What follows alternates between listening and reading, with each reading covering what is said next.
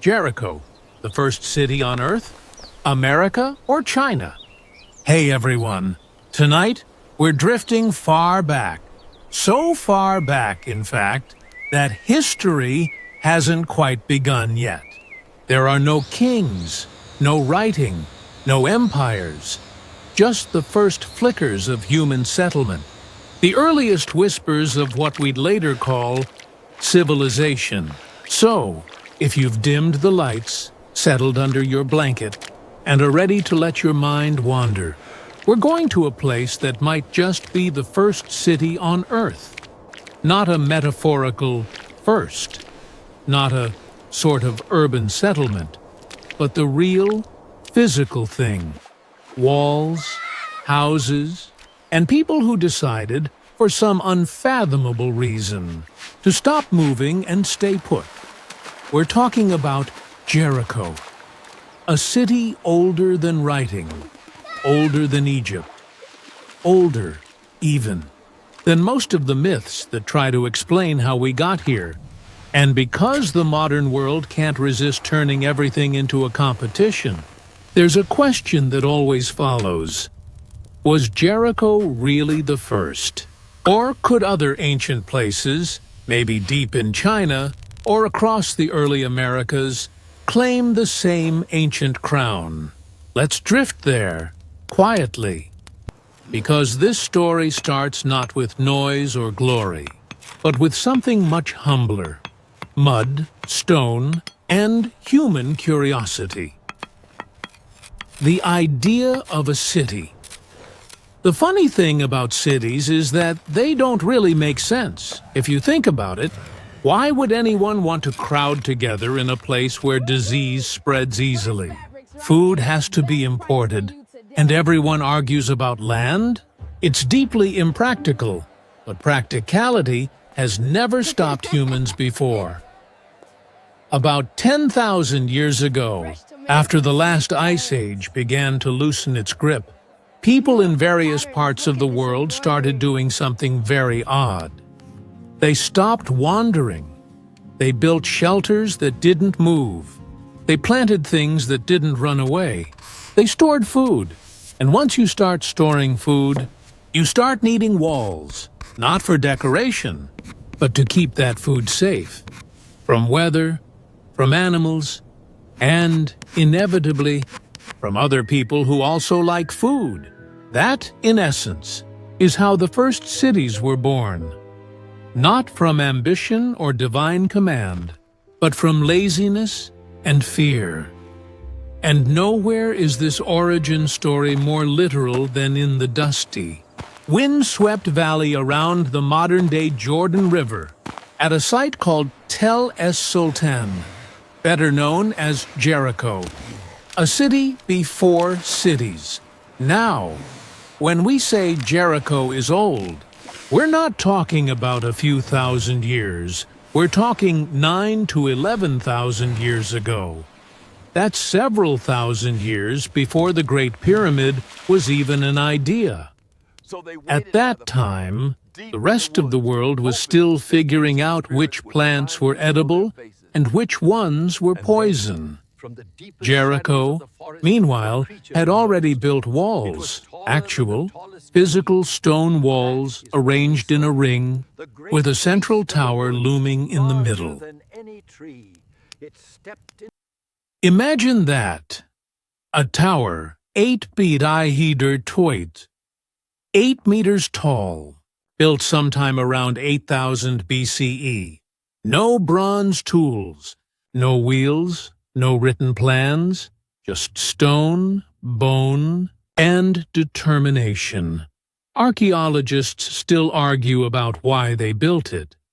Maybe it was for defense, maybe it was a flood barrier, or maybe it was a monument, an early attempt at saying, we're still here, and we're important. If that's true, it makes Jericho not just a settlement, but something far grander, a statement. Because if you're taking the time to build stone walls in the desert, you've stopped running from the world. You've started trying to control it. The people of the dust, What were they like, these first city dwellers? Well, they didn't leave behind letters or stories, or even gravestones, but they did leave traces, just enough for us to squint through the fog of time. Their houses were small, round structures built from mud brick, packed together so tightly that one family's roof was practically another's front porch. The air must have smelled like smoke, clay, and life, fires burning, children shouting, animals braying, and then there were the skulls. Yes, Jericho is famous for skulls, because for reasons that are still debated, the people of early Jericho buried their dead, and then, sometime later, dug them up again. They would take the skulls, cover them with plaster, and paint eyes and lips on them. Sometimes they even added seashells for pupils. The result was eerie, faces staring forever out of time, neither alive nor dead. No one knows exactly why. Maybe it was ancestor worship, maybe it was art, or maybe it was their version of family photos. Whatever it meant, it tells us something unmistakable. These people thought about death, memory, and belonging. In short, they thought like us. The tower in the sand lets linger on that tower again, because it's the kind of thing you almost miss when you read history books too quickly. A tower, built around 8000 BCE, long before metal, before wheels. Before cities had kings, archaeologists found a staircase winding up inside, 22 steps carved into solid stone. You can picture them climbing it, bare feet on cool rock, carrying baskets, maybe offerings, maybe just curiosity. The tower faced the horizon, aligned with the setting sun on the longest day of the year, which means someone noticed the sky was predictable, that the sun returned, that shadows changed, that time itself could be measured. So this wasn't just a wall or a fort. It was a calendar, a marker, a way to say, we belong to this land, and this land belongs to us. And if that's not civilization, I don't know what is. The end and the beginning. Again, Jericho didn't stay perfect forever. It was destroyed and rebuilt more than 20 times over the next 10,000 years. Floods came, wars came, new people arrived, old ones vanished. Each layer of ruins, literally one stacked on another, became part of a growing hill, a mound of civilization called a tell. Archaeologists dig down through time like peeling back the layers of a dream. The deeper they go, the stranger it gets. But one thing remains constant. People kept coming back. No matter how many times the city fell, someone rebuilt it. It's as if the idea of Jericho was stronger than the city itself, across the world. Were they alone? Now, here's where the question gets complicated. Was Jericho really the first city? Or was it just the first one we happened to find? Because at almost the same time, on the far side of the world, other humans were starting to do the same thing. In modern-day China, along the Yellow River, small farming communities were beginning to cluster together. Villages that would eventually grow into the ancestors of cities like Xi'an and Anyang. In the Americas, around 2000 BCE, civilizations in Peru and Mexico were building temple mounds and gathering places that looked suspiciously urban. Different continents, same instinct: to settle, to build, to stay. So maybe Jericho wasn't the first, but it was among the first. And that, somehow, feels even more profound, because it means the urge to build walls, to make homes, to create something that lasts, wasn't just one culture's idea. It was human nature announcing itself. The long memory of stone. If you visit Jericho today, it's quiet. Palm trees, sand, a few ruins baking in the sun.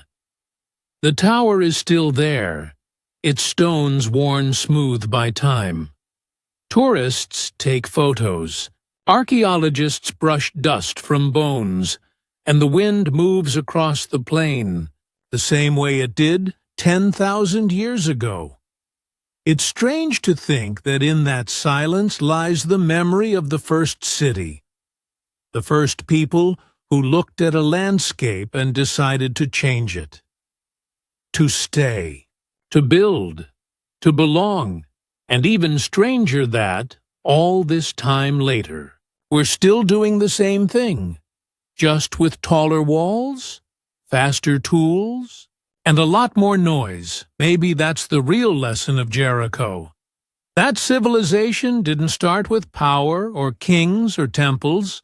It started when someone said, "Let's stay here a while, let's keep walking," or, more accurately, let's keep drifting, east and west, through deserts, plains, and rivers, following the slow spread of an idea that would change everything.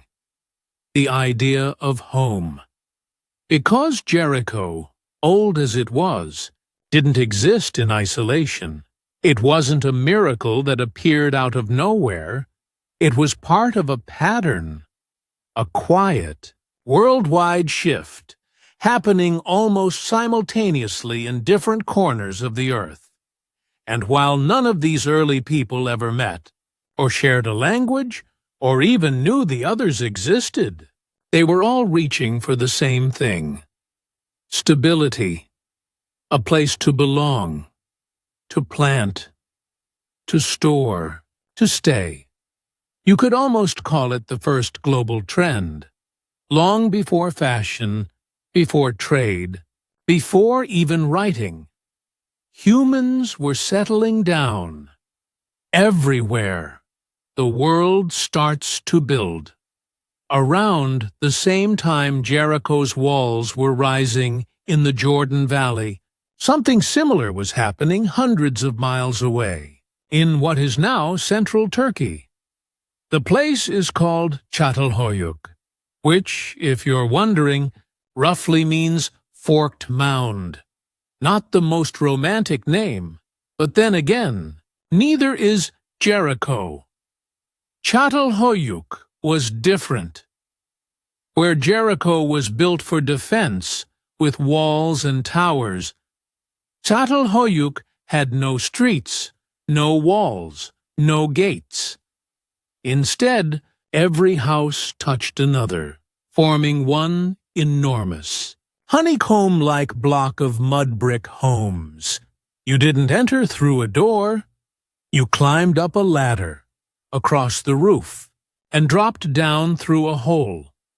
Imagine an entire town made of rooftops, people walking over each other's ceilings, children chasing chickens over neighbors' homes, smoke drifting up from hundreds of tiny hearths. It was cozy, claustrophobic, and probably very smoky. The first neighborhood life at Çatalhöyük was intimate, in the way that only living in a one-room house attached to your neighbor's roof can be. Each family had a small hearth, a sleeping platform, and little else. Walls were plastered white, sometimes painted with red ochre, and often decorated with animal skulls, bulls, rams, and leopards. And they did, and they built, and eventually we followed. What happened to the wives of dead pharaohs? The problem of royal widows tonight. We're drifting back, way back, to the land of gold, sand, and monumental overcompensation. Ancient Egypt. A place where kings were gods, gods were sometimes cows, and marriages were complicated. So, settle in. Get comfortable. Maybe let the sound of your own breathing slow down just a little, because this story isn't about great battles or famous discoveries. It's about what happened after the glory.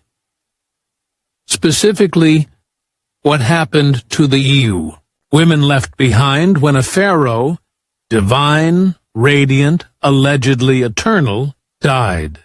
Because death, for a god-king, was supposed to be just a career change. For his wives, however, it was something quite different. The pharaoh's family tree. A knot, not a branch. The first thing to know is that the royal family of Egypt wasn't exactly known for branching out. If you were a princess, your dating pool was limited. Usually just your brothers, or your father, sometimes both, sequentially, depending on how funerals went. Royal women were crucial to the idea of divine kingship. They carried purity of blood, which in practice meant that only someone with royal DNA, preferably identical to your own, could really produce heirs fit for the throne. It was an arrangement that would have made even the Habsburgs look up and say, "That seems excessive." So, when a pharaoh died, his widow was rarely just his widow. She was also his half-sister, or stepdaughter, or aunt by marriage, and, inconveniently, she was often still quite young, which meant her life wasn't over when his was. It just became very, very precarious. Death, ritual, and a lot of paperwork. When a pharaoh died, the first priority was not grief. It was logistics. The king's death triggered one of the most complex bureaucratic operations in the ancient world. Priests began embalming his body. Architects checked the pyramid or tomb for readiness. Scribes prepared lists of offerings for eternity. And somewhere in all this paperwork, the question arose, what to do with the king's wives? Because he didn't just have one. The great royal wife, his principal queen, held the highest rank, but she was usually joined by several secondary wives, concubines, and occasional foreign princesses sent over as political gestures. The pharaoh's death turned all of them into potential liabilities. Some were retired to temple duties, some were married off again, to priests, princes, or, awkwardly, their own sons. A few were quietly removed from public life, and, every so often, one was killed. Love, power, and a tomb in Thebes. Let's drift, for a moment, to the 14th century BCE, the age of Akhenaten, the heretic pharaoh who decided to change the entire Egyptian religion because, apparently, things were going too well. Akhenaten's wife, Nefertiti, is one of the most famous women in history, thanks largely to a very flattering bust found in Berlin that makes her look serene, symmetrical, and alarmingly competent. But what actually happened to her after her husband died remains one of Egypt's enduring mysteries. Akhenaten's reign had been a theological experiment gone wrong.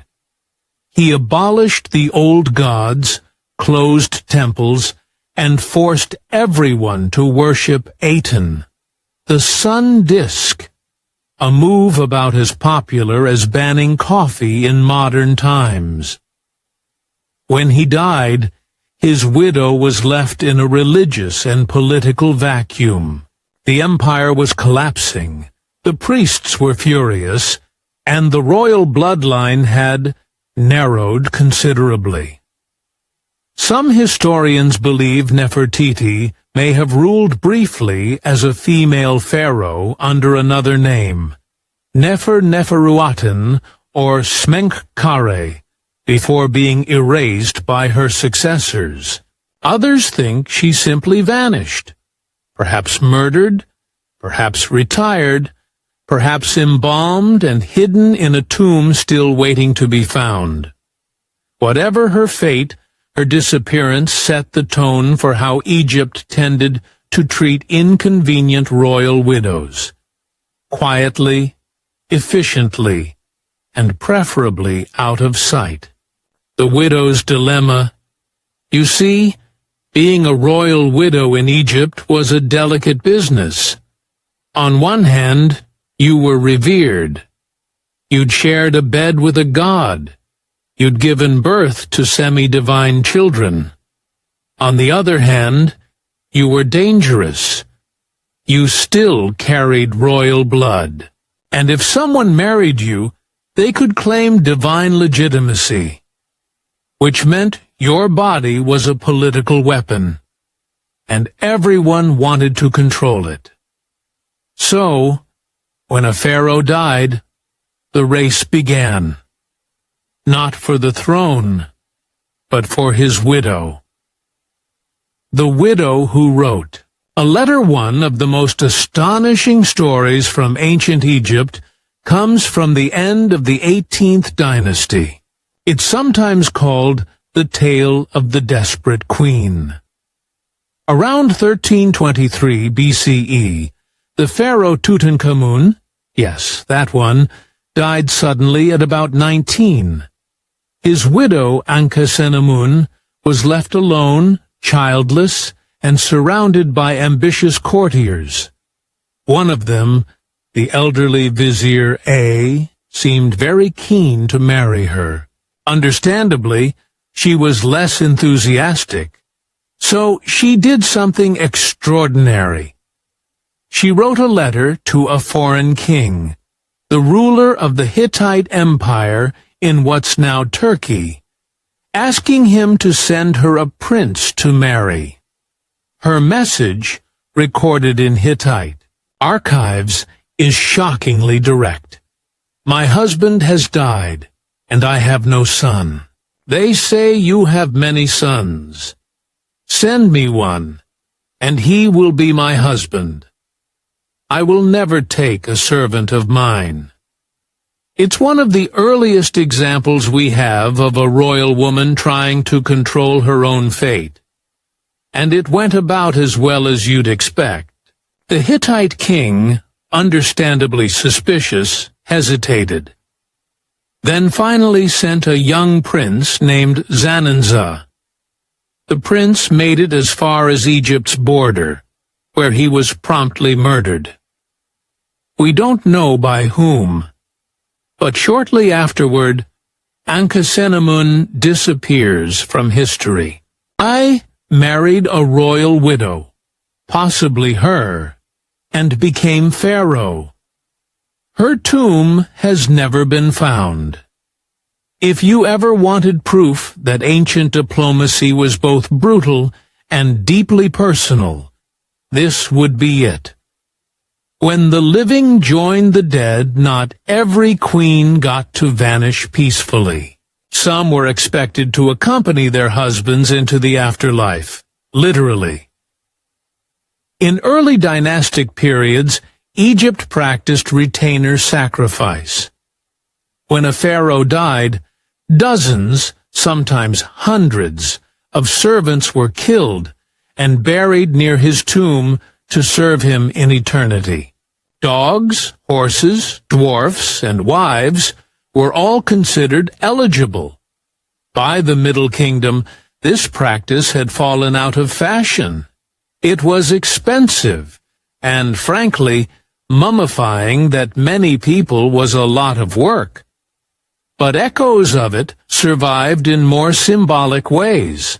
A wife might not be killed, but she might be buried in a smaller tomb beside her husband, with her name carefully recorded as his beloved companion. In some cases, multiple wives shared the same tomb complex, like a stone registry of forgotten affections. The afterlife of a queen Egyptians believed that the soul, or Kai, continued after death. To survive, the Ka needed offerings: food, perfume, linen, prayers. For kings, this was guaranteed. For queens, it depended on how much the next ruler liked, or feared, you. If you'd been politically inconvenient, your name might be chiseled off your tomb, your statues smashed, your offerings stopped. You'd be, quite literally, erased from existence. That's what happened to Queen T, wife of Amenhotep III and mother of Akhenaten. She'd once been one of the most powerful women in Egypt, a foreign-born commoner who became the matriarch of a dynasty. After her death, her memory was quietly buried, along with her husband's disastrous religious reforms. Her mummy was only rediscovered in the 20th century, still wearing a faint expression of weary disapproval, the power of the great royal wife. Despite these grim fates, it's worth remembering that some royal widows managed to turn survival into strategy. The title of Great Royal Wife carried enormous prestige. It wasn't just ceremonial, it came with land, temples, and priestly staff. Some women used these resources to outlast multiple husbands. Take Ahotep Wemens, for instance, a queen of the early 18th dynasty, who lived through at least 2 reigns and 1 civil war. When her husband Sekenenre Tao was killed in battle, possibly with a fatal head wound from a Hyksos axe, Ahotep didn't retire to mourn. She ran the army. Inscribed stele praise her for pacifying Egypt and driving out rebels. She was buried with golden fly-shaped pendants awarded for bravery. It's unclear whether she personally led troops or simply organized them, but either way, it's impressive and a little ironic, because while the men were off dying gloriously, the widows were the ones keeping the kingdom running. The peril of too much influence, but too much visibility could be dangerous. Royal women were expected to be powerful, but not that powerful. Hatshepsut, for example, began as the great royal wife of Thutmose II. When he died, she became regent for her young stepson. Then she quietly stopped calling herself regent and started calling herself pharaoh. And just to make the point clear, she built herself a magnificent mortuary temple at Deir el-Bahri and filled it with statues showing her in full male regalia, including the traditional beard. It was a bold move, and one the next generation resented so much that they tried to erase her from every monument they could find. So, the lesson for royal widows was clear: rule too little, and you vanish. Rule too much, and they make sure you vanish. The Foreign Brides. let's drift for a moment beyond the Nile. Pharaohs often married foreign princesses to cement alliances, diplomatic gestures that mostly involved shipping a very confused teenager hundreds of miles into a new religion. These brides rarely spoke Egyptian, rarely saw their families again, and had no claim to the throne. When their husband died, their purpose vanished with him. Some were sent to live out their days in isolated palace quarters. Others became minor priestesses. How did medieval people actually brush their teeth? The sweet smell of medieval breath. Hey everyone, tonight we're drifting back to a time before toothbrushes, before toothpaste, before that faint sense of guilt you get when your dentist asks if you've been flossing. So if you're listening with the lights low, maybe already halfway horizontal, take a breath and consider for a moment the mouth of a medieval person. No, really, picture it, because tonight we're going to explore the surprisingly inventive, occasionally horrifying, and sometimes endearingly misguided world of medieval oral hygiene. A topic that proves two things. One, people have always worried about their breath. And two, they've rarely agreed on what to do about it. Before toothbrushes were a thing, let's start with a simple fact. For most of human history, no one brushed their teeth the way we do. Now, there was no Colgate, no bristled plastic handle, imported from China, no minty fresh marketing campaigns, telling you that confidence starts with a smile. In medieval Europe, the concept of oral hygiene existed, but only vaguely. People knew teeth mattered. They knew losing them was bad. They even knew sweet foods could rot them. But the solution wasn't a toothbrush. It was everything else. They rubbed their teeth with cloths. They chewed herbs and spices. They rinsed with vinegar or wine or urine. Because of course they did. And they prayed a lot.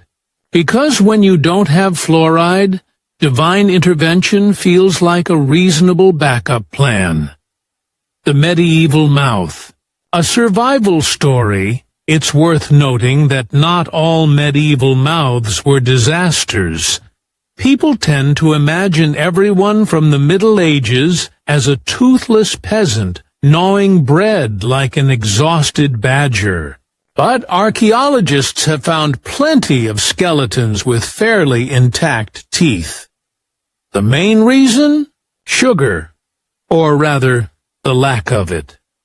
Before sugar became cheap and addictive in the late Middle Ages, most Europeans barely encountered it. Their diets were heavy on coarse grains, vegetables, and meat. Hard foods that actually helped scrape plaque off. So while modern dentistry loves to scold the past, the average 12th century villager probably had better enamel than your average 21st century caffeine addict. Their breath, however, was another story. Because even if your teeth were intact, your mouth was a microbiological war zone. Chewing on the problem, the first and simplest form of tooth care was chewing. Humans have been using chewing sticks for thousands of years. In medieval Europe, twigs from aromatic trees, like hazel, birch, or mastic, were common. You'd chew one end until it frayed, then rub it against your teeth, basically nature's toothbrush. If you were lucky enough to have access to mint leaves or cloves, you'd add those for freshness. Elsewhere, people got more creative. In the Middle East, the miswak stick, cut from the Salvadora persica tree, was used both for cleaning and spiritual purification. Islamic. Scholars even recommended it as part of daily religious practice, and it worked surprisingly well. Miswak contains natural antiseptics. Europeans, of course, did not have miswak, so they used what they had: wine, vinegar, honey, salt, and the occasional handful of crushed sage mixed with ashes, because why not exfoliate your gums? The strange science of tooth powders by the high Middle Ages. Things got fancy. Among the wealthy, tooth powders became fashionable. These were early toothpaste substitutes, dry mixtures rubbed onto the teeth with cloth or fingers. Recipes varied wildly. Some were reasonable: ground herbs, salt, and chalk. Others were ambitious. One popular recipe from a 14th century English manuscript suggested a blend of burnt rosemary, crushed oyster shells, honey, and occasionally powdered bone. You'd mix it all into a gritty paste, rub it on, and hope it did more polishing than damage. Some apothecaries recommended pumice stone. Yes, literal rock dust. Others swore by burnt bread crusts, which sounds like something invented during a very dull breakfast.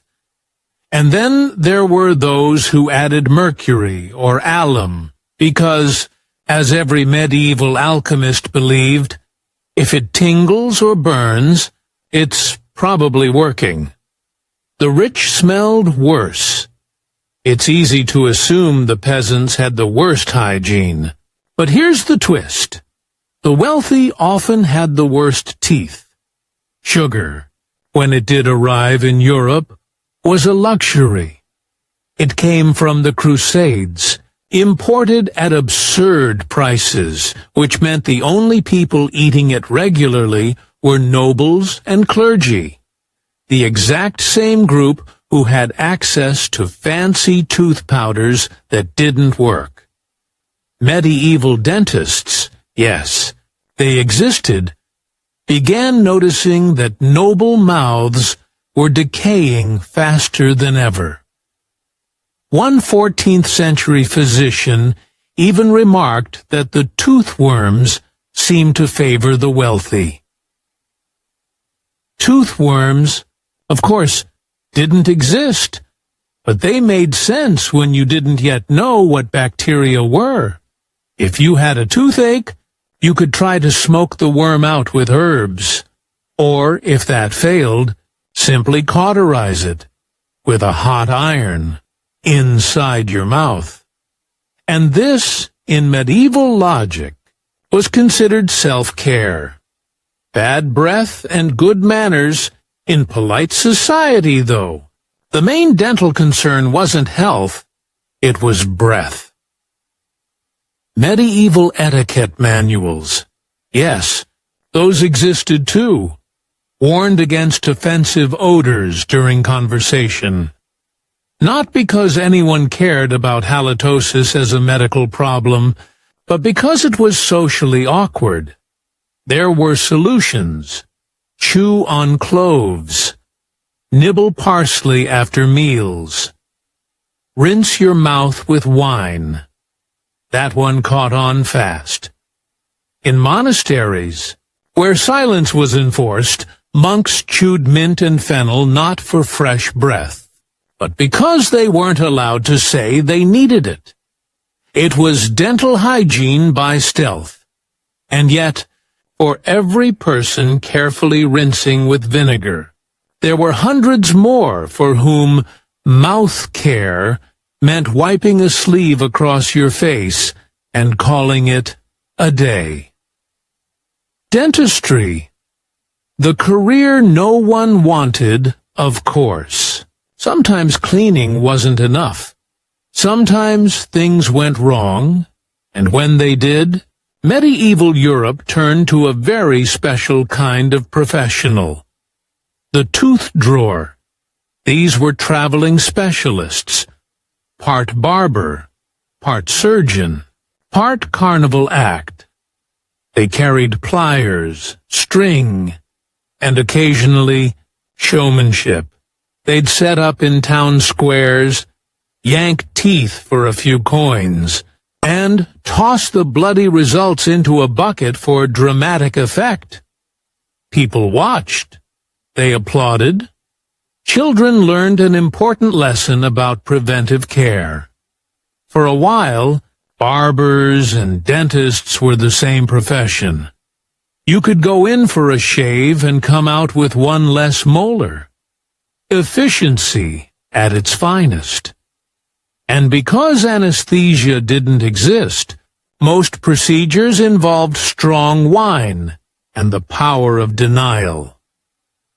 Let's drift. East, while Europe was busy inventing ways to grind its own enamel off, other cultures were doing slightly better. In the Islamic Golden Age, medical scholars like al-Zarawi described detailed oral hygiene routines.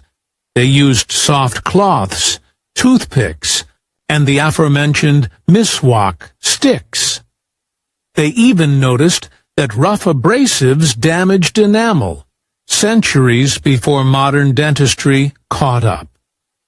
In India, Ayurvedic texts from the medieval period prescribed chewing sticks from specific trees to balance the body's humors. The bitter flavor was said to strengthen gums. The ritual chewing promoted mindfulness. In Japan, court ladies of the Heian period went in a different direction entirely. They painted their teeth black.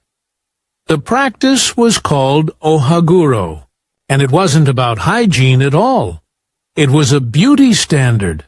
Black teeth symbolized maturity and elegance. Ironically, the lacquer used to stain teeth sometimes protected them from decay, which means, in a roundabout way, they may have been onto something. Medieval mouthwash. The questionable kind. And then, there were the rinses. The word mouthwash might conjure images of crisp mint and sterile blue liquid, but in the Middle Ages, the recipes were more creative. A 12th century English text recommended rinsing with a mix of vinegar, salt, and honey. Another advised rose water, which at least sounds pleasant. Others went further.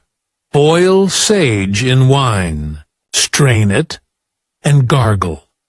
Mix goat's milk with ashes and use that. Or, if you were especially daring, rinse with your own urine.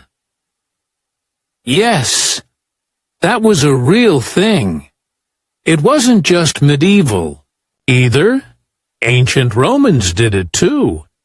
They believed urine whitened teeth because it contained ammonia, which technically works, but only if you can get past the part where you're gargling urine.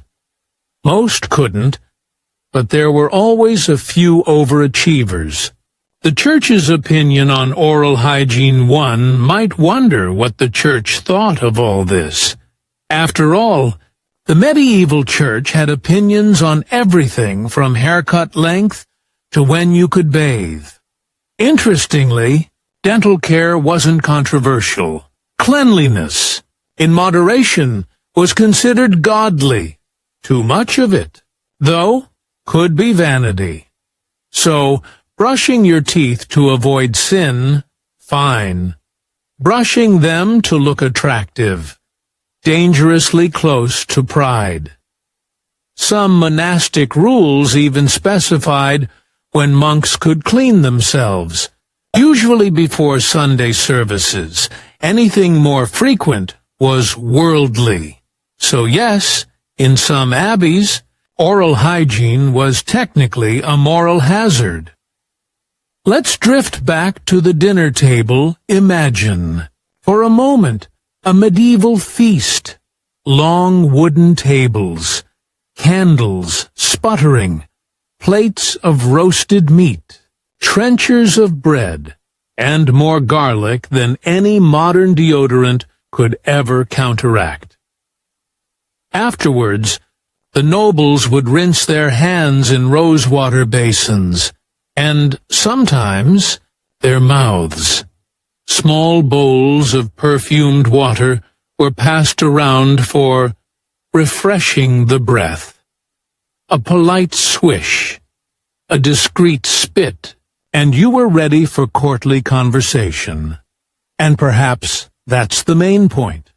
For all their odd ingredients and dubious science, medieval people did care about their teeth.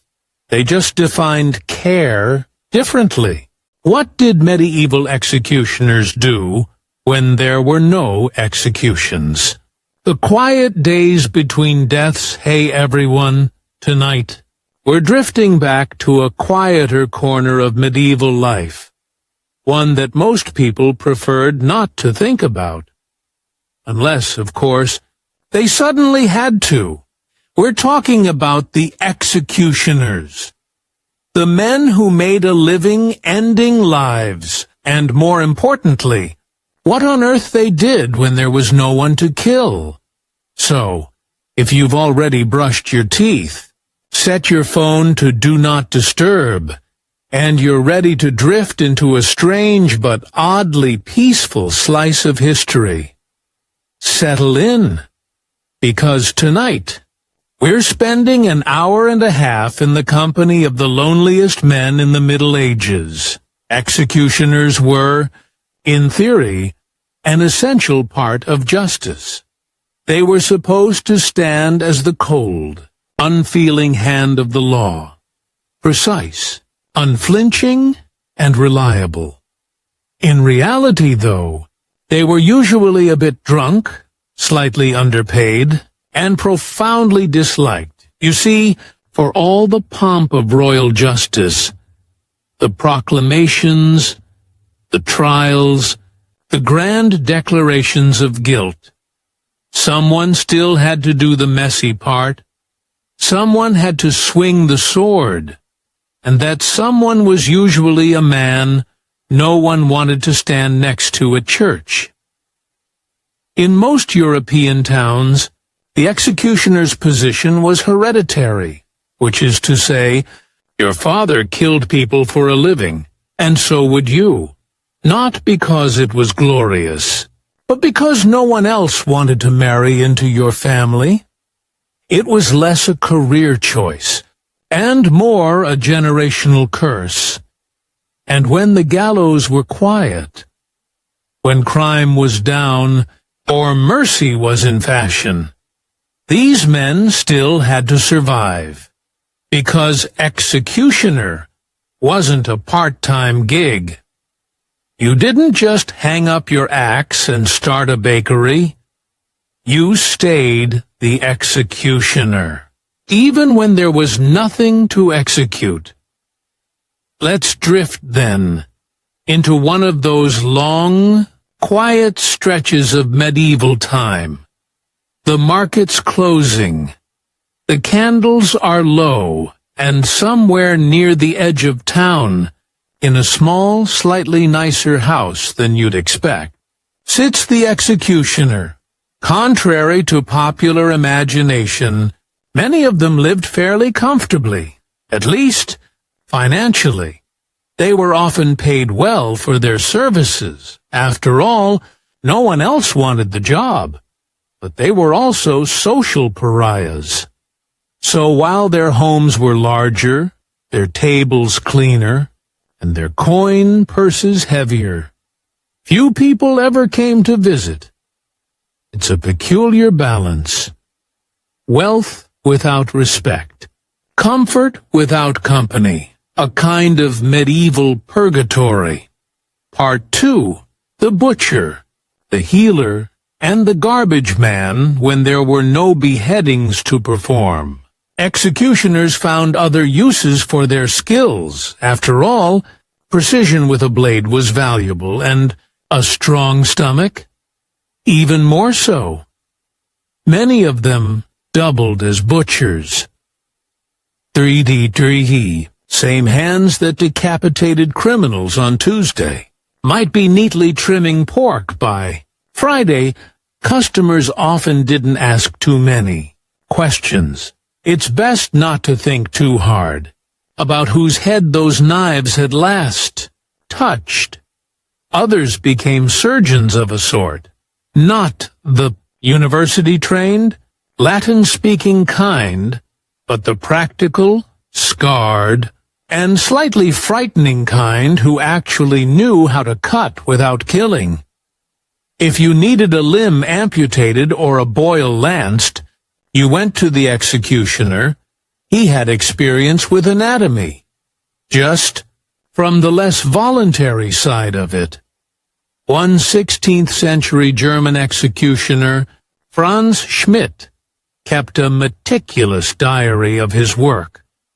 Over 40 years, he executed 361 people, but also treated hundreds of others for wounds, illnesses, and injuries. He may have killed more people than any surgeon alive, and also saved more than a few. A perfect example of medieval career flexibility. And when there was truly nothing medical or culinary to do, executioners turned to the last option, garbage work. They were, quite literally, in charge of cleaning the town's filth, dead animals, offal, and anything no one else would touch. It's hard to imagine a more symbolic duality, the same man removing the corrupt from society, both human and otherwise. There was a strange social logic to all this. If you were already ritually unclean, a man who killed by law, then you might as well handle other forms of impurity too. It's not as if anyone could make your reputation worse, and so, in many towns, the executioner's family ran an entire shadow economy of unpleasantness. They tanned hides, managed lepers, removed carrion, and maintained the instruments of death. A full-service operation for everything society preferred not to see. Now and then, though, there was excitement.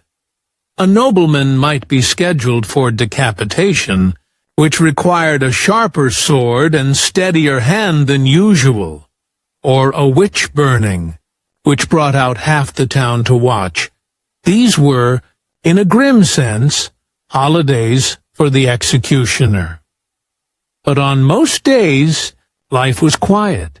He'd mend ropes, oil blades, and perhaps take a stroll along the outskirts, where the wind carried fewer whispers. Because in medieval Europe, executioners were not only shunned in life, they were believed to be tainted by death itself. You could talk to them, but you shouldn't touch them. You could pay them, but you shouldn't shake their hand. Their children often married only within their own kind, forming generations of hereditary pariahs, living proof of what society looked like when mercy wasn't quite ready to meet justice. Let's drift now into that space between fear and fascination, where the executioner sat, polishing his blade, wondering if he was necessary or just convenient. Tomorrow, maybe someone would need him again. But tonight he was simply waiting.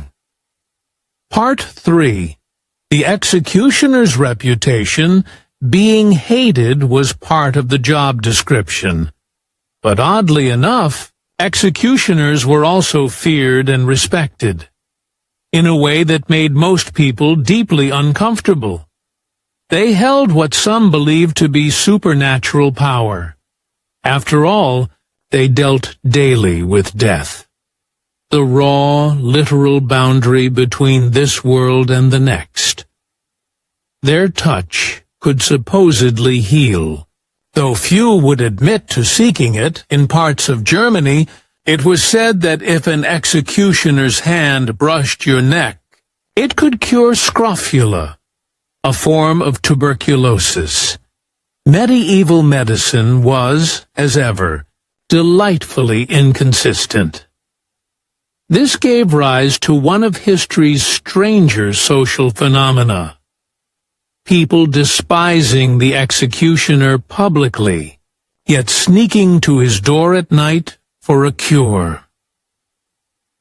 Franz Schmidt, the diarist we mentioned earlier, recorded treating everyone from peasants to nobles, even members of the same courts that condemned his victims.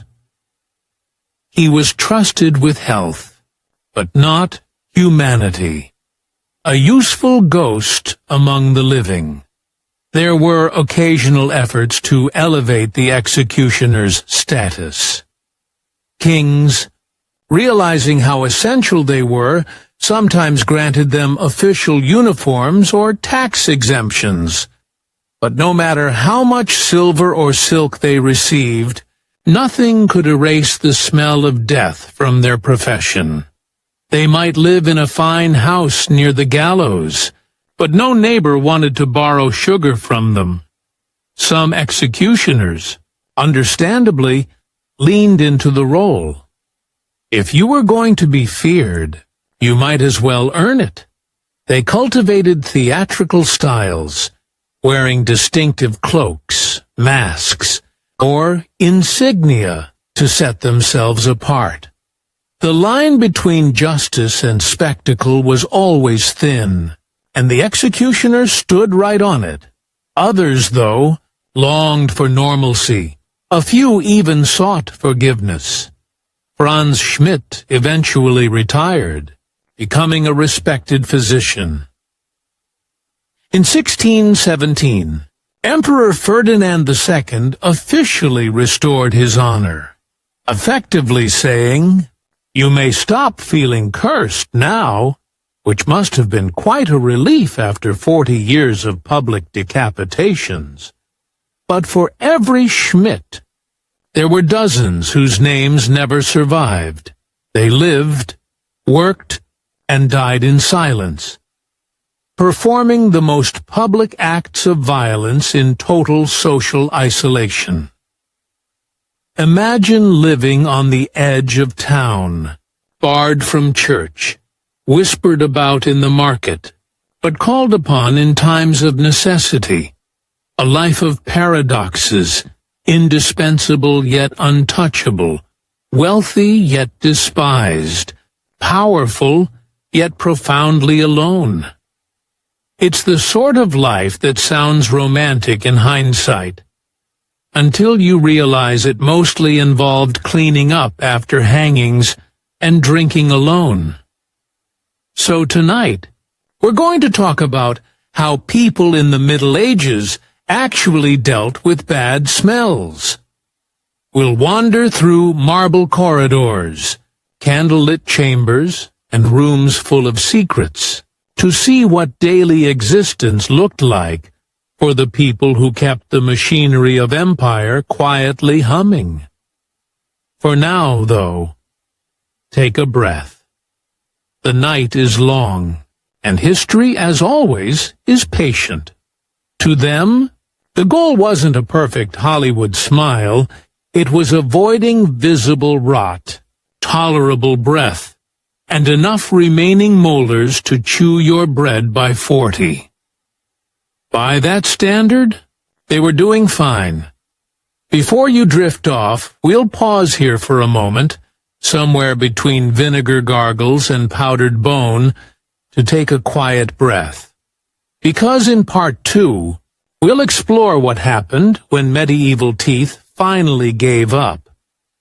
The tooth pullers, the remedies, and the truly bizarre lengths people went to for dental relief. We'll meet nobles with gold-plated dentures, commoners with herbal charms, and the poor souls who thought putting frog fat on your gums might help. For now, though, rest easy knowing that even in the darkest centuries, someone, somewhere, was chewing on mint and pretending it helped. It wasn't dental hygiene in the modern sense, but it was something. Their mummies turn up occasionally in caches, beautifully preserved, elaborately wrapped, and completely anonymous. No cartouche, no titles, just another royal woman folded neatly into eternity. In death, they achieved the perfect royal silence. Let's drift now toward something softer. The human side of the hangman's trade. Because for all the darkness in their work, executioners were, in the end, people doing a job. A necessary evil for societies that demanded justice, but didn't want to look it in the eye. How did royal mistresses actually live? A bedtime stroll through royal bedrooms tonight. We're drifting back to a world that smelled faintly of rose water, candle wax, and terrible decisions. A world of courts and castles, of kings who were supposedly chosen by God, and yet somehow couldn't manage to choose a wife they liked. Yes, tonight we're talking about royal mistresses. The women who existed somewhere between scandal and necessity.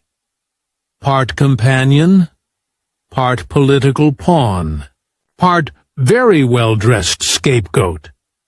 And before you picture romantic candlelit evenings or passionate rebellion against convention, just don't. Being a royal mistress was less a fairy tale and more a full-time administrative position, complete with backstabbing co-workers, anxious monarchs, and the occasional exile to a damp estate in the countryside. So, dim the lights, let your shoulders drop, and let's drift into the perfumed, paranoid, faintly ridiculous world of royal mistresses, where love was political, beauty was strategic, and happiness was almost never part of the plan. Let's begin naturally, in France, because if any country ever managed to turn adultery into an art form, it was France. By the time of the later Bourbons, Louis XIV, 16 and 17th, the royal mistress wasn't just an open secret. She was a public office. There were titles for it, staff, budgets, portraits, and sometimes entire palaces. Louis C.T. even had an official mistress of the king, known by the faintly bureaucratic title maîtresse en titre, literally, mistress in title, which makes it sound like something you might file paperwork for, and, in fact, you often did. It was an elaborate system designed to make the immoral administrative. Let's start with one of the greats, Madame de Pompadour. Bonne Jeanne Antoinette Poisson. Yes, poisson, meaning fish, which feels deeply unfair for a woman who spent her life trying to be elegant. She rose from middle class, obscurity to become the most powerful woman in France. And she did it not through birth or marriage, but through charm, intelligence, and truly industrial levels of social maneuvering. Her lovers, tutors, and allies spent years grooming her for court, teaching her etiquette, wit, and how to flatter a monarch without seeming too eager, which, like juggling knives in a hurricane, was a delicate art. When she finally met Louis XV, she was radiant, witty, and, perhaps most importantly, available. He was instantly taken. Within weeks, she was installed at Versailles with her own apartments directly above his, convenient, if not subtle. Now, being the king's mistress was a bit like being handed a loaded musket and told to dance. You could gain extraordinary influence, but one wrong move, and you were gone, banished, humiliated, sometimes quietly retired to a convent. So Madame de Pompadour decided to do something rare for a royal mistress. She stayed indispensable. When the king's romantic interest waned, as it inevitably did, she pivoted. She became his advisor, his confidant, his political sounding board. She ran correspondence, commissioned architecture, and patronized the arts. She effectively served as France's unofficial prime minister, wrapped in silk and powdered wigs. Because if you couldn't keep his love, you could still keep his ear. And so she did, for nearly 2 decades, outlasting rivals, intrigues, and 1,000 whispered insults. One courtier remarked that she was the most powerful fish in the kingdom, which may not have been flattering, but it was accurate. When Madame de Pompadour died in 1764, the king was genuinely distraught. He stood in the rain at her funeral, something no one expected a monarch to do. She'd managed the impossible. She'd turned scandal into statecraft. And in doing so, she set the standard for what a mistress could be. Not just an ornament, but an operator. Let's drift forward now, to one of her spiritual successors, Madame du Barry. She was everything Pompadour wasn't. Uneducated, openly flirtatious, and gloriously unapologetic. Born Jeanne Bécu, she rose from poverty to prominence through sheer charm. If Pompadour was the model of refined manipulation, du Barry was the embodiment of cheerful chaos. She met Louis XV long after his wife had died, and his health had declined. He was tired, melancholy, and still very much fond of distractions. Du Barry became his last great indulgence. She was witty in her own way, not intellectual, but vivacious. And for a while, she made the old king feel alive again. The courtiers despised her. The royal family loathed her. Marie Antoinette, when she arrived from Austria, famously refused to speak to her, because du Barry was, in polite terms, not of suitable birth, which is ironic, given that Marie Antoinette's in-laws were all products of centuries of royal inbreeding and moral confusion. Still, du Barry knew how to survive, until, of course, she didn't. When the French Revolution arrived, her past caught up with her. She was arrested, tried, and, in a grim twist of fate, executed by guillotine. She was said to have cried and pleaded with the crowd for her life, which, honestly, seems entirely reasonable. It's hard to maintain poise when facing a national razor, and so ended the era of the official mistress, decapitated, quite literally, by the age of reason. But France was hardly alone in its royal extracurriculars. Let's drift across the Channel, to England, a nation that preferred its mistresses more discreetly public, and its gossip heavily perfumed. King Charles II, Tourdi Saudavitsementatufians, for instance, had at least a dozen well-documented mistresses, and probably several dozen undocumented ones. He was charming, witty, and hopelessly irresponsible. The sort of man who could start a war and forget where he put it. His most famous mistress was Nell Gwynn, an actress and former orange seller. She was funny, sharp-tongued, and beloved by the public. Nell was unique among royal companions in that she never pretended to be anything other than what she was. 118, heckled once for being the Protestant whore. She laughed and replied that at least she wasn't the papist one. A small but satisfying victory in a time of deep religious tension.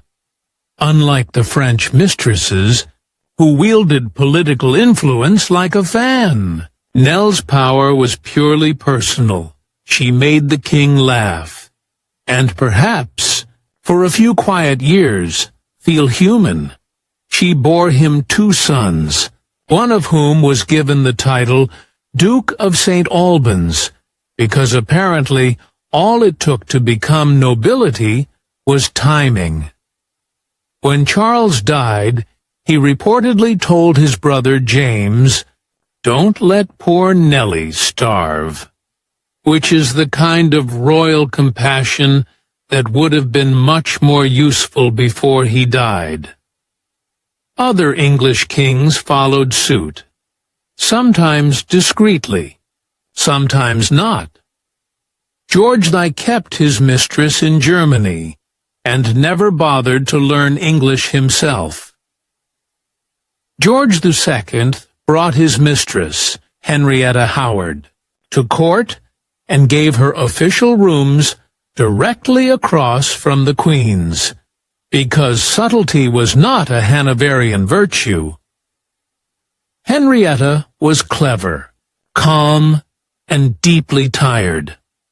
Her letters reveal a woman who endured the king's affections with quiet detachment, describing her position as a state of splendid slavery.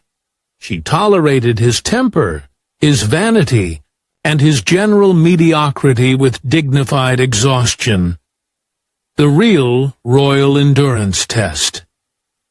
Later, she became one of Queen Caroline's closest friends. The mistress and the wife found common ground, mostly in being equally unimpressed by the king, a rare and touching alliance born of shared disappointment. So what did royal mistresses actually do day to day? They navigated a world of court intrigue, balancing jealousy, politics, and perfume. They entertained, mediated, and endured. Their lives were a series of negotiations between affection and ambition, survival and scandal. Some became patrons of art, others pawns in diplomacy. Most spent their final years in quiet retirement, replaced by younger versions of themselves. The lucky ones died rich. The unlucky ones died in convents, or worse, remembered only for their proximity to men who rarely deserved them. And yet, they left traces everywhere, in architecture, letters, portraits, and policies. They shaped kingdoms while pretending they didn't. They were the soft power behind the velvet curtain. Let's drift a little further, into another court, smaller, stranger, and perpetually scandalous. The court of Catherine the Great. Her name alone is enough to conjure centuries of gossip, most of it untrue. She was, by any measure, a formidable ruler, expanding the Russian Empire, reforming administration, and corresponding with Enlightenment thinkers. But she also maintained an impressively well-organized personal life. Her succession of favorites, as her lovers were known, was managed with the efficiency of a royal HR department. Each was vetted, housed, and handsomely rewarded. When their time ended, they were politely pensioned off with land and titles. It was perhaps the most humane mistress management system in European history. And, though the rumors, particularly the infamous, one involving a horse, were complete fabrications, they reflect a certain double standard. Kings could have dozens of mistresses and be called charming. A queen could have a few and be branded monstrous. Some things never change. So, how did royal mistresses actually live? Between luxury and danger, between love and leverage. They slept on silk sheets, but walked on eggshells. They could influence policy, but not their own reputations. They were adored, envied, and despised, sometimes all in the same week. They lived lives of gilded isolation, close to power, but never quite part of it. And in their quiet moments, away from the chandeliers and whispers, perhaps they wondered whether it was all worth it. What happened to monks who got bored of being monks? The sound of one monk, sighing, "Hey everyone, tonight we're drifting back to a quieter time, one filled with incense, candlelight, and the occasional existential meltdown, a time when silence was holy. Boredom was a sin, and your daily schedule was dictated by bells. Not the notification kind, the iron ones. Tonight's story is about the monks who couldn't take it anymore, who grew tired of the endless prayers, the rules, the damp walls, and the vague sense that holiness might just be another form of cabin fever. It's the story of what happened when the men who vowed to renounce the world suddenly wanted it back. So, if your phone is already on silent, if the lights are dim, and if you're ready for a long, meandering look at medieval dissatisfaction, settle in, because tonight we're going to explore what it meant to be bored in the name of God. Let's begin, gently, with the monastery itself. It wasn't all doom, gloom, and Gregorian chanting. For much of the Middle Ages, monasteries were comfortable, even prosperous places. They owned land. They brewed beer. They copied books in warm scriptoria, and occasionally received baskets of cheese from grateful peasants.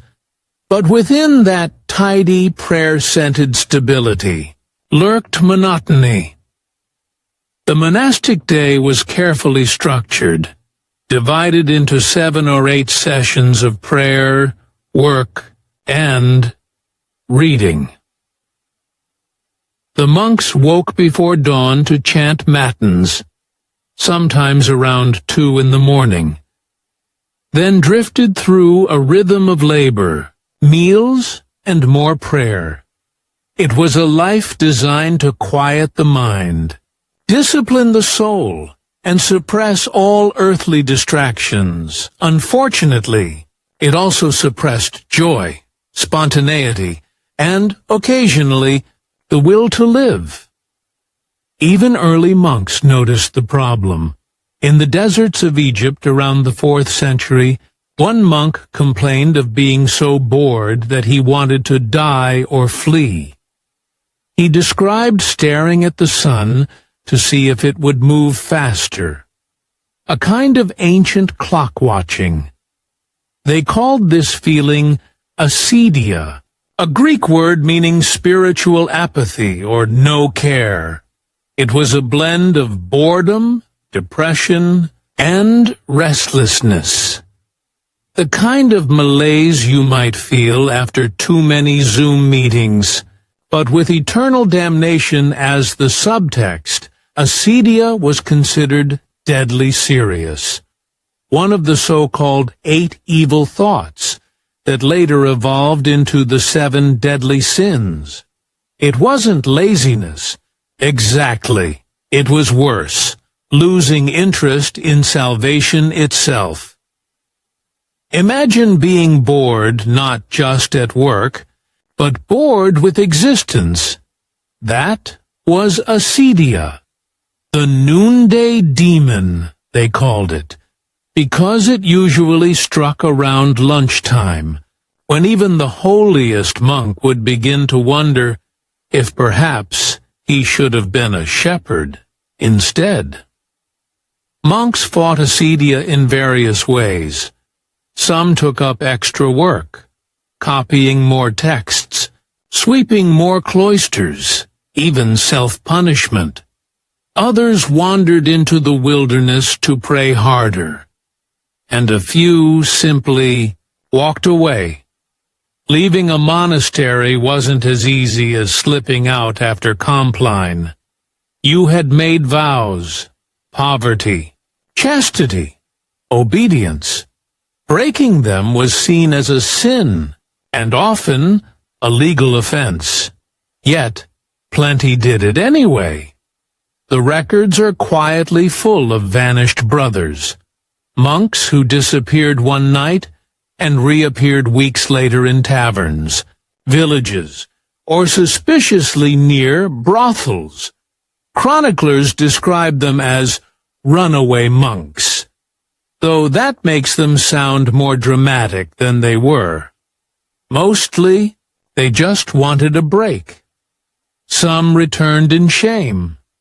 Others didn't, and a few managed to reinvent themselves entirely, turning from monks into merchants, soldiers, or even married men, as if holiness were just a phase. Let's drift to one such figure. His name was Martin of Tournai, a 12th century monk who got tired of monastery life and simply left. He traveled, gambled, got into fights, and generally behaved like a man who had discovered nightlife at 40. Eventually, he decided to return to monastic life, perhaps after realizing that tavern brawls were not spiritually fulfilling. He became abbot of his monastery and wrote a book called De Pueris Obedientia, on the obedience of boys. A delightful irony. Given his earlier rebellion, Martin's story shows a pattern common among ex-monks. They often oscillated between sin and sanctity, restlessness and remorse. It was as if they were perpetually jet-lagged between heaven and earth. Others never made it back. In 13th century England, there's record of a monk named Brother Henry, who escaped his abbey in Suffolk and joined a troupe of traveling performers. He played music, told jokes, and probably scandalized everyone. When his former brothers tracked him down, they begged him to repent. He refused, saying he'd rather sing for bread than pray for none, which, frankly, feels like a motto many of us could relate. 2, he was eventually excommunicated, officially cut off from salvation, but his name lives on as one of the few monks who left the cloister for the stage, a medieval dropout with rhythm. Not all discontented monks became entertainers. Some turned revolutionary. The most famous of all, of course, was Martin Luther, a German Augustinian monk whose boredom turned into theology. Luther wasn't just restless, he was existentially frustrated. He'd tried every monastic remedy for anxiety: fasting, confession, self-punishment, but nothing quieted his mind. He found the monastery too rigid, too obsessed with rituals that, in his view, missed the point of faith. So, he did what any mildly heretical monk would do. He started the Reformation. His 95 Theses were, in essence, a very long complaint letter to the Church, and though he left monastic life behind, his years inside it shaped his entire rebellion. He even married a former nun, Katharina von Bora, a union that scandalized Europe and delighted gossipers everywhere. If ever there was proof that some monks were simply not built for quiet reflection, it was Martin Luther, the monk who looked at the monastery and thought, "You know what this needs? Fireworks." But most monks weren't reformers. They were ordinary men in extraordinary circumstances, trying to survive a system that didn't always fit them. Some joined as children, placed there by parents eager to offload a spare son. Others entered in old age, seeking security more than salvation. Once inside, leaving was difficult, and the vows lasted for life. So, boredom wasn't just unpleasant. It was inescapable. And that's where the small rebellions began. We have charming little records of monks sneaking wine from the cellar, gossiping about each other's haircuts, or writing snide marginal notes in holy texts. One Irish monk in the 9th century doodled a note beside his work. "It is cold today. I am lonely. Only my cat, Pangurban, keeps me company." It's oddly touching and very relatable. 1,000 years later, we're still scrolling, writing, and talking to our cats when work gets dull. Some monks found escape in creativity. The monastery, for all its restrictions, was also one of the few places in medieval Europe where writing, art, and music flourished. Boredom sometimes became beauty. Manuscript illuminators turned their margins into playgrounds of fantasy, drawing knights fighting snails, rabbits jousting, and monks chasing demons with spoons. You can almost sense the suppressed laughter beneath the gold leaf. It's as if, even in their devotion, they were quietly rebelling, transforming piety into parody with every flourish of ink. Still, for every monk who painted his boredom, there were others who fled it more literally. The Church called them apostates, those who abandoned the monastic habit without permission. Punishments could be severe. In the 14th century, an English Cistercian named Thomas de Colchester fled his abbey twice. The second time, he was captured, brought back, and imprisoned in a cell so small he could neither stand nor lie down. He eventually died there. A grim end. Though, one suspects, his boredom was at least briefly interrupted. The irony is that the monasteries themselves often relied on boredom to function. Routine kept order. Stillness encouraged prayer. Even discomfort was meant to refine the soul. But when those things failed, when a monk's mind began to wander too far, the system had few answers beyond punishment or prayer. A bored monk, after all, was a dangerous thing. He might start thinking, and thought, in a world built on obedience, was not always welcome. Let's drift a bit to the late Middle Ages, a time when the cracks in monastic life began to show. Europe was changing. Cities were growing. Commerce, education, and curiosity were pulling people outward. The monasteries, once the intellectual centers of the world, started to feel more like museums of obedience. Some monks adapted, teaching, studying, even writing plays. Others simply stopped, pretending. One abbot complained that his monks were addicted to idleness and dice. Another lamented that his brothers spent too much time visiting the kitchens of nuns.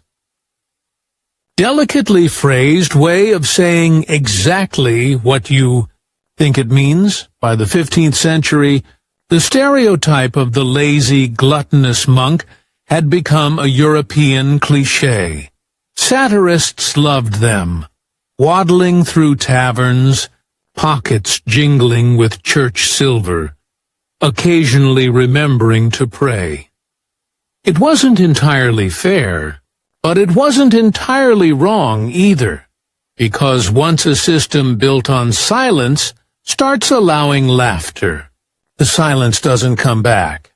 Let's pause for a moment here. You can almost hear the wind against the monastery walls, the faint rustle of parchment, the sigh of a man who isn't sure whether he's holy or just stuck. He joined to escape the chaos of the world, but found a different kind of chaos within. And somewhere deep down, he wonders if God minds him being this bored. What happened to the eunuchs who ran empires? The palace. Without a family tonight, we're drifting back to a quieter, stranger corner of history. So if you're listening in the dark, maybe with your blanket wrapped just right, and your phone at a safe, falling asleep distance, good. You're in the perfect position for this story. Because tonight, we're talking about the men who weren't quite men, yet somehow ran the world. They were the gatekeepers of emperors, the keepers of harems, the secretaries of queens. They were trusted because they couldn't be tempted, or so everyone liked to tell themselves. They were mutilated, then elevated, mocked, then obeyed. They were the eunuchs, and for more than 1,000 years, if you wanted real power, the kind that didn't come with a crown, but with the keys to the royal bedchamber, being a eunuch was one of the strangest ways to get it. The logic of losing things.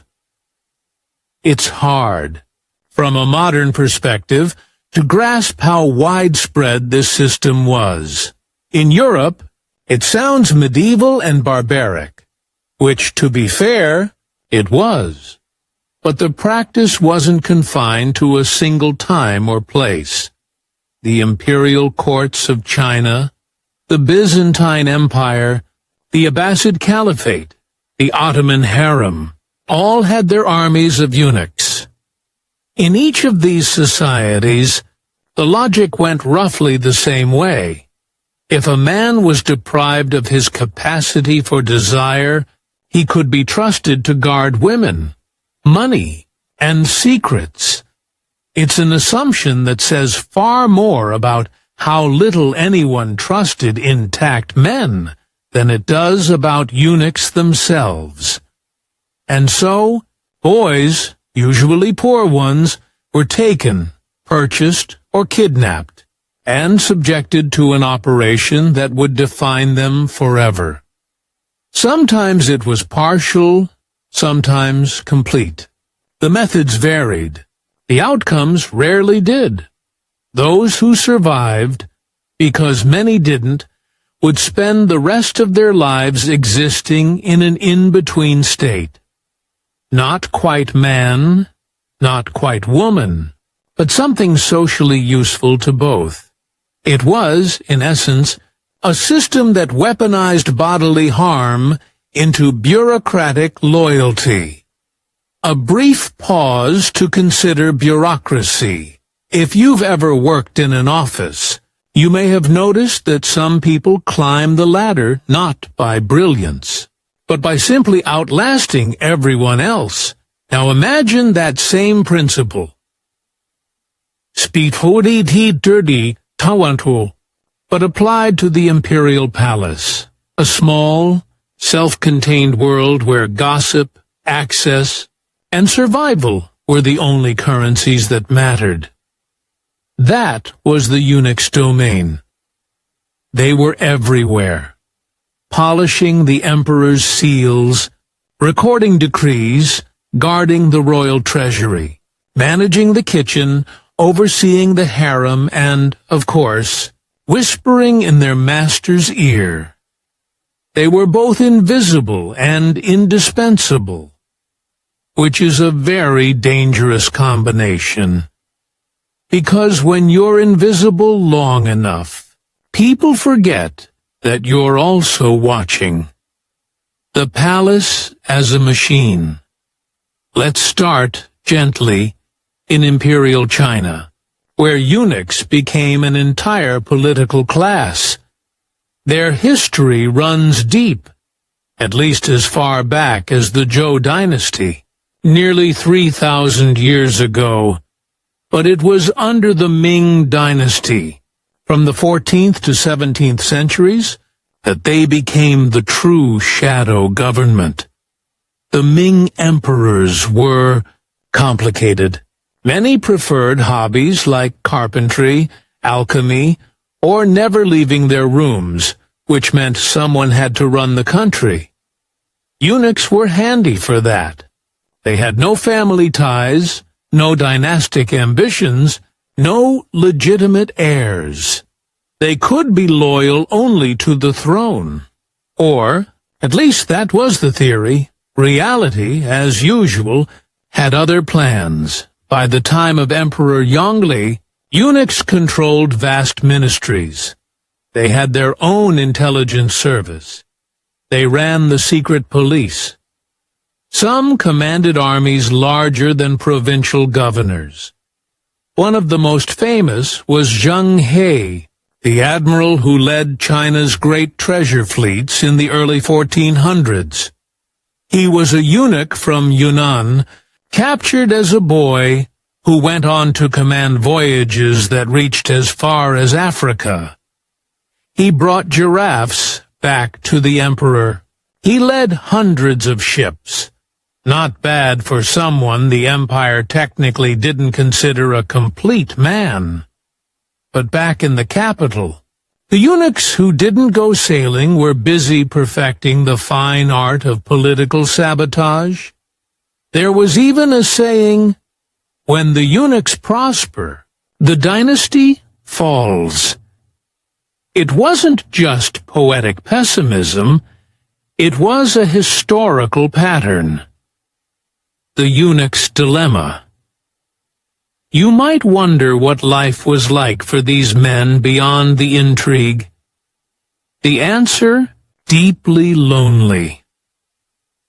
Eunuchs lived in a society that simultaneously elevated and humiliated them. They were trusted with absolute proximity to emperors, to empresses, to power, but never allowed to truly belong. They were excluded from ancestral worship, the core of Chinese family life, because they could produce no descendants, no sons to honor them, no line to carry their name.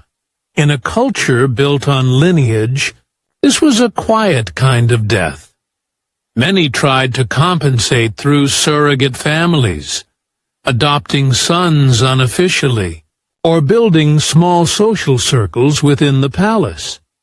Some turned to religion, others to collecting art, or, less admirably, to bribery and extortion, and when dynasties fell, they fell hardest. When the Ming collapsed in 1644, countless eunuchs were slaughtered alongside their masters, their loyalty repaid with oblivion. The palace, you see, always needed eunuchs, until it didn't. Let's drift west, to Byzantium across the world. Another empire was having similar ideas. The Byzantine Empire, that shimmering, decaying heir to Rome, loved a good eunuch. In Constantinople, eunuchs served as court officials, generals, ambassadors, and even patriarchs of the church. And unlike in China, being a eunuch here didn't necessarily mean humiliation. It could mean opportunity. The Byzantines, ever pragmatic, viewed eunuchs as a kind of third gender, not dishonored, just differently useful. They could be trusted in the imperial bedchamber. They could serve the church without suspicion of lust. And they could be trained, from youth, to be perfectly loyal administrators. A famous example was Narcissus, a 6th century eunuch general who commanded armies for Emperor Justinian. Narcissus was small, elderly, and reportedly soft-spoken. He also led one of the most successful military campaigns of the century. Reclaiming Italy for Byzantium, he did all this after being sidelined by jealous nobles, which probably made the victory that much sweeter. 1. Chronicler described him as a man who knew how to conquer without ever raising his voice, which, in the world of imperial politics, is an achievement bordering on magic. The whisperers behind the throne. In Byzantine courts, eunuchs were often the intermediaries between emperor and world. They managed petitions, gifts, and correspondence. They even served as guardians to young princes, an arrangement that had predictable consequences. Because when you spend your childhood raised by a eunuch, that eunuch tends to have opinions. A few became de facto rulers when their imperial wards grew up too pampered or too paranoid to govern. Others, sensing the dangerous volatility of power, chose quiet withdrawal, but the palace was a pressure cooker, and even silence could be suspicious. Several eunuchs were exiled, blinded, or executed for influence, a crime that meant little more than the emperor got tired of your advice. And yet, somehow, they kept coming back, because the system needed them. These half-men, whole bureaucrats, and emotional repositories for emperors who trusted no one else. What happened after the curtain? Fell when Byzantium finally fell in 1453. The tradition didn't die. It simply moved down the road to the Ottoman Empire, whose sultans built their own palaces of silence and control. There, eunuchs reached an almost surreal level of importance. The chief black eunuch, or Kuzlar Agha, was one of the most powerful men in Istanbul. He controlled access to the harem, yes, but also enormous endowments of land and wealth. He was both religious official and political broker. Ironically, he often wielded more influence than the Grand Vizier. A detail that says a lot about how the Ottomans valued the management of secrets over the management of armies. But as the centuries passed and the empire began to fray, the eunuch's role slowly shrank. European. Diplomats found them both fascinating and repulsive, exotic symbols of what they imagined as Eastern decadence. And when modern reforms came in the 19th century, the palace slowly emptied.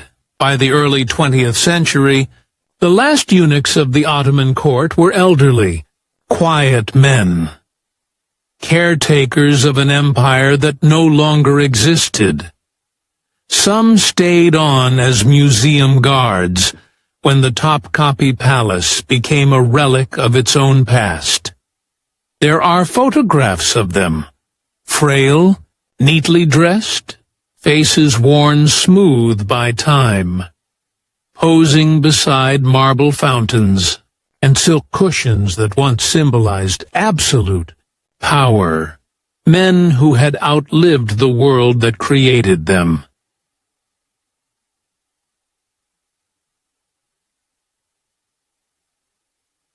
The irony of it. There's a quiet irony running through the whole story of eunuchs. They were men deprived of family who ended up shaping dynasties, men denied love who became the confidants of emperors, men mutilated to prevent ambition who, through sheer proximity and patience, often ruled in everything but name. Their power was always conditional. Their safety was always temporary. And yet, century after century, empire after empire, the system kept repeating itself, as though each new ruler believed that, this time, they could control human nature by rearranging it. Of course, they couldn't. Before we drift to the next empire, we'll pause here for a moment, halfway between tragedy and bureaucracy, before moving on, because in Part 2, we'll explore what life inside those palaces actually looked like. What did eunuchs eat? Where did they live? How did they interact with the women they guarded? And the emperors they advised? The fragrant Middle Ages tonight. We're drifting back to a time before soap shelves and scented candles, before minty toothpaste and citrus-scented detergents, before the polite social fiction of freshness. We're going back to the Middle Ages, a world that, by most modern noses, probably smelled like an open sewer wrapped in incense and ambition. So, dim your lights. Get comfortable. Take a deep breath, preferably of something not from the 14th century, and let's drift into the fragrant, foul, and faintly fascinating world of medieval smells, because the Middle Ages were not just dark or dirty. They were odorous, and everyone knew it. If you could somehow step into a street in medieval Paris or London or Florence, the first thing that would hit you wouldn't be the sight of cathedrals or castles. It would be the smell. A thick, humid blend of animals, people, food, waste, and the occasional hint of incense from a nearby chapel. And yet, contrary to the modern stereotype, medieval people weren't completely oblivious to it. They didn't stroll through piles of filth, whistling happily. They noticed the stench. They complained about it. And they even tried, sometimes earnestly, sometimes hilariously, to do something about it. And how they tried to make their world smell. Slightly less like decomposing livestock and more like heaven. Or at least, like roses. Let's start with a simple truth. There was no concept of hygiene as we know it today. The word itself didn't exist in the same sense. People weren't thinking in terms of bacteria or germs. They were thinking in terms of miasma. In medieval medicine, bad air, miasma, was believed to cause disease. You didn't catch the plague from fleas. You caught it from foul smells. If you walked past a rotting carcass or a stagnant ditch, you were inhaling illness. Literally. So when people tried to avoid or mask bad smells, they weren't just trying to make their lives more pleasant. They were trying to stay alive. It was a survival strategy. One that, unfortunately, didn't work very well. Now, let's drift for a moment into the medieval city. Picture narrow streets, built long before anyone thought to invent plumbing. The gutters ran down the middle of the road, carrying, well, everything, household waste, rotten food, dead animals, human waste from chamber pots tossed out of windows with a quick warning shout, usually something like Gare de l'eau, which meant, watch out for the water. Except, of course, it wasn't really water. The result was an olfactory experience somewhere between a barnyard and a latrine. And yet, people lived there, worked there, fell in love there, at a dinner there. To them, it wasn't shocking. It was just life. They were so used to it that chroniclers often only mentioned a smell when it was unusually bad. Like when the Thames was choked with animal guts from the butchers of London, or when a city's plague pits started overflowing. That's when people began to take notice, and to light more incense. Churches and monasteries in particular were obsessed with smell. To the medieval mind, scent had spiritual meaning. Good smells, like frankincense or roses, were divine. They belonged to heaven, angels, and purity. Bad smells, rot, sweat, decay, belonged to sin and death. So religious spaces tried to smell as holy as possible. Incense was used in nearly every ceremony. Monks made perfumed oils and herbal waters. Even the relics of saints were said to smell miraculously sweet. A phenomenon called the odor of sanctity. If a corpse smelled good, it wasn't suspicious. It was a sign of holiness. Meanwhile, outside the church walls, life was less fragrant. Let's drift into the home of an ordinary medieval person. If you were a peasant, your house was small, smoky, and usually shared with animals. Cows, goats, or pigs slept under the same roof, partly for warmth. The floor was packed earth strewn with straw, called rushes, that soaked up spills, waste, and just about everything else. It was replaced maybe twice a year if you were lucky. So yes, the floor technically grew over time. You could sweep it, but you'd mostly just be rearranging the smell.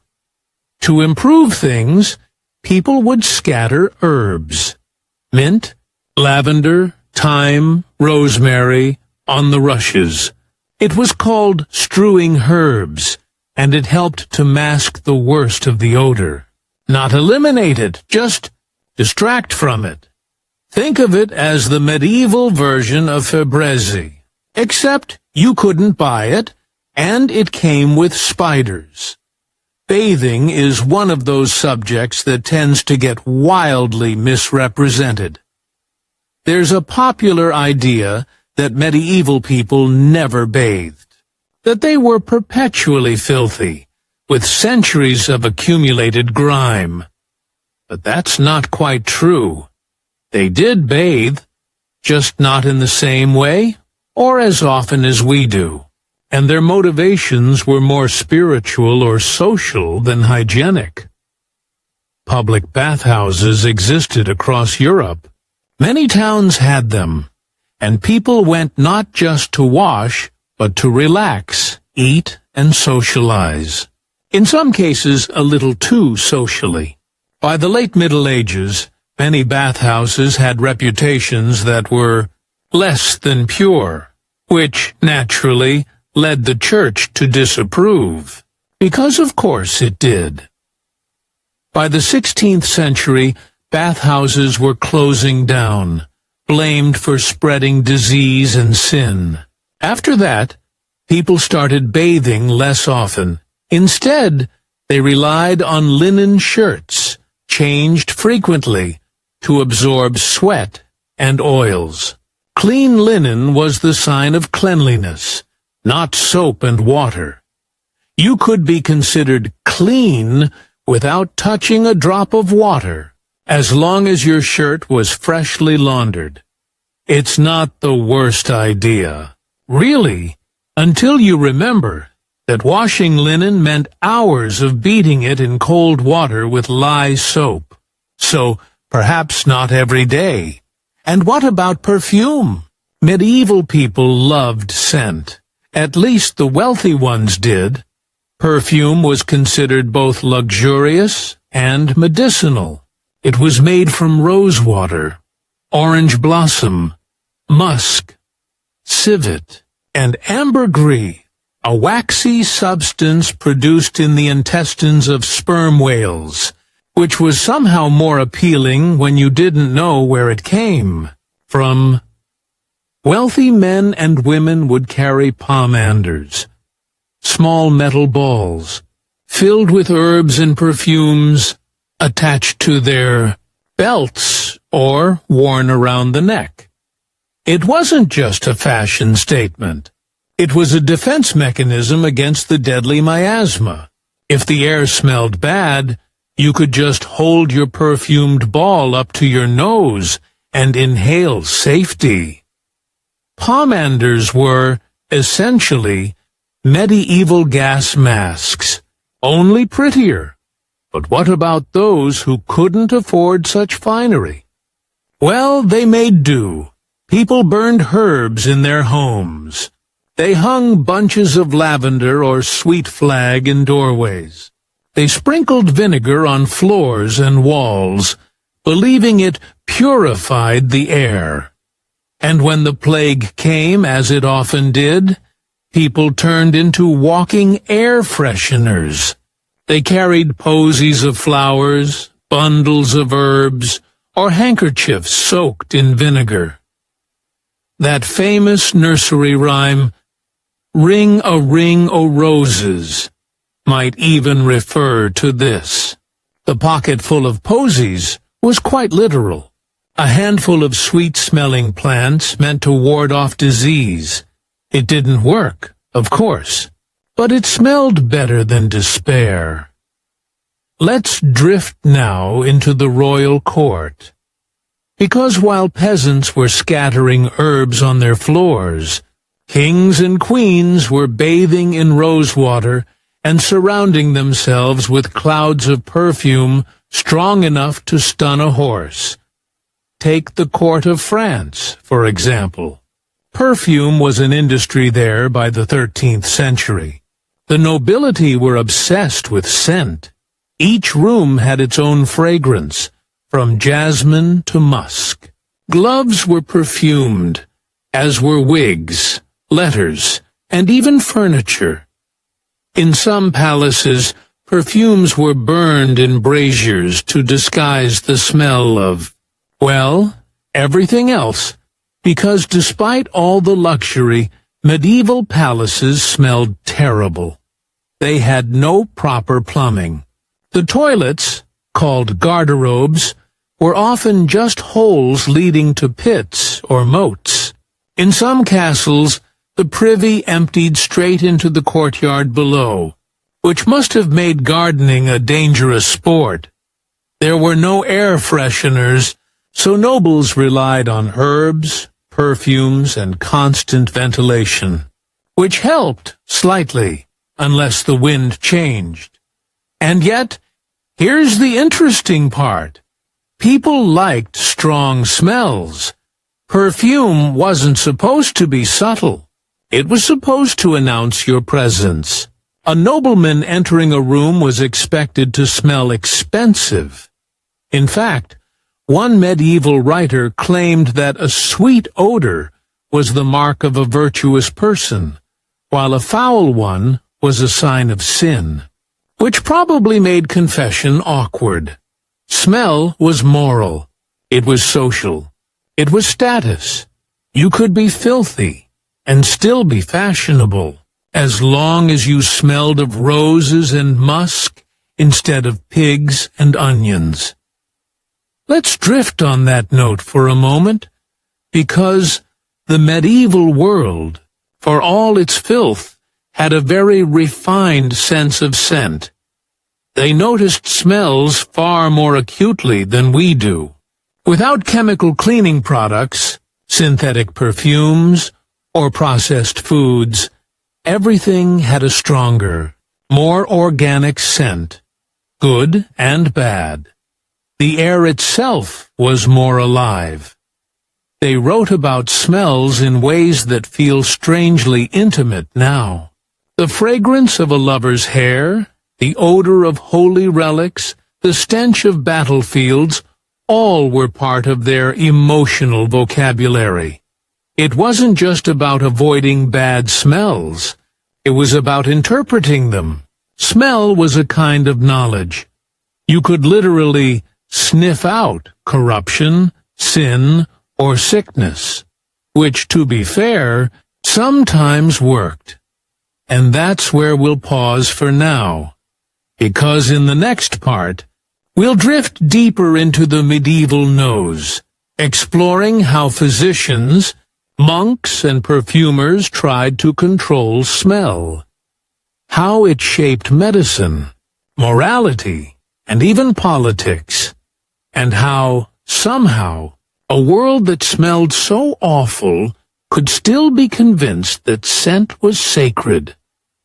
So, let's rest here, surrounded by the faint aroma of lavender, rosewater, and quiet delusion.